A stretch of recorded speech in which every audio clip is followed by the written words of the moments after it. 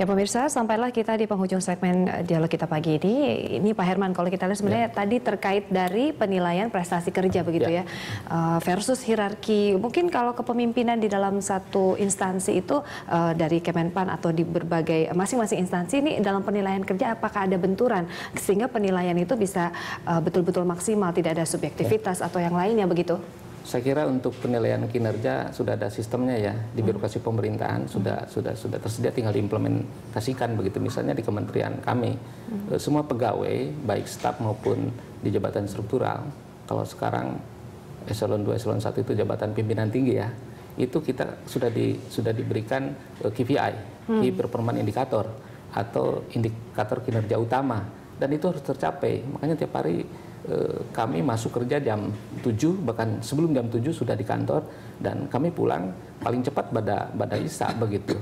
Standar penilaian juga sama di instansi yang lain begitu ya Pak, menerapkan hal yang sama begitu? Saya kira idealnya seperti itu, tinggal ditegakkan, dan tentu di sini peran pemimpin sangat besar ya, karena bagaimanapun juga baik buruknya birokrasi tergantung baik buruknya pemimpin. Kultur kita kan masih paternalistik ya, dan kami saat ini sedang mendorong, ini bagian dari revolusi mental tadi ya, karena pada akhirnya ini kan kembali ke mental birokrasi pemerintahan.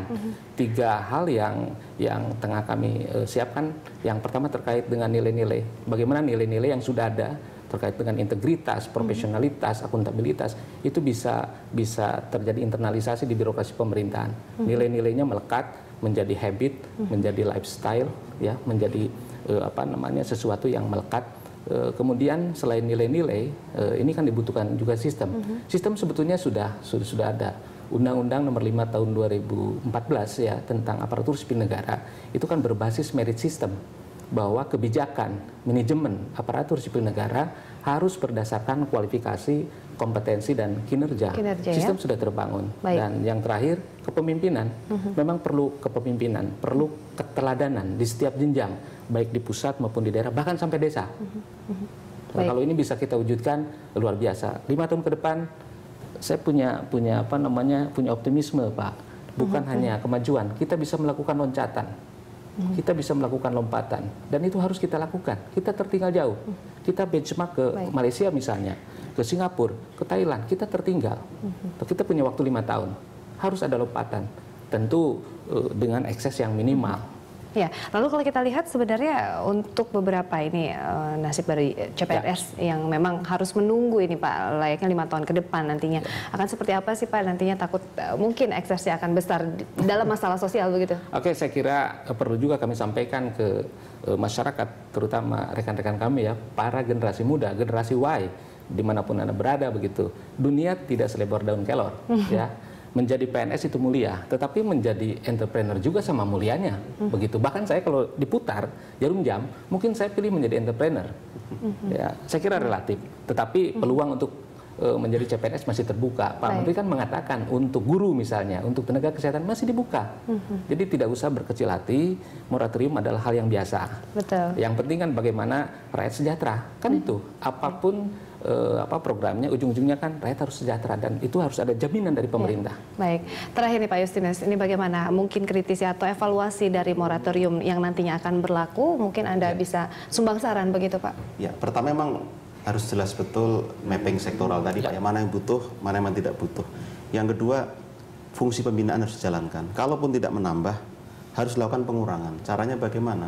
Saya kira kementerian lembaga, kalau dibebani untuk membina pegawainya itu sulit sekali, karena mereka sudah terjebak rutinitas pekerjaan sehari-hari mereka. Maka fungsi Kemenpan saya dorong, kami mengharapkan fungsi pembinaan. Jadi semua pegawai di seluruh unit kementerian lembaga yang tidak perform itu menjadi pegawai Kementerian PAN untuk dididik, dibina lagi. Kalau tidak bisa yang harus dikeluarkan, kalau bisa baik dia dikembalikan. Itu fungsi pembinaan yang selama ini hilang. Lalu yang terakhir, faktor sosiologis sebenarnya Pak, kultural ini. Orang menjadi pegawai negeri itu kan kalau Clifford Geertz bilang dia ingin berubah jadi dari kelas abangan menjadi priayi gitu loh. Bagaimana mungkin mengharapkan mereka menjadi pelayan publik? Kan ini tantangan ya Pak ya. Tapi Jokowi telah membuktikan sebenarnya dia bisa menjadi pemimpin sekaligus pelayan. Nah saya kira dalam corak paternalistik tinggal di drive value yang baru ini, sehingga birokrasi tidak terjebak dalam tata nilai sebagai nengrat atau orang minta dilayani, tapi menjadi pelayan. Nah, kalau dari atas sudah menjalankan itu, sekarang tugas Kemenpan memastikan, menciptakan sistem yang memastikan itu terdeliver dengan baik sampai tingkat paling bawah. Baik. Jadi negara hadir tadi itu sebenarnya. Negara harus hadir. Baik, terima kasih Pak Justinus, Pak Herman telah hadir di dialog kita pagi ini. Sama-sama. Demikian pemirsa, dialog kita pagi ini kami akan kembali setelah jeda pariwara dengan informasi lainnya.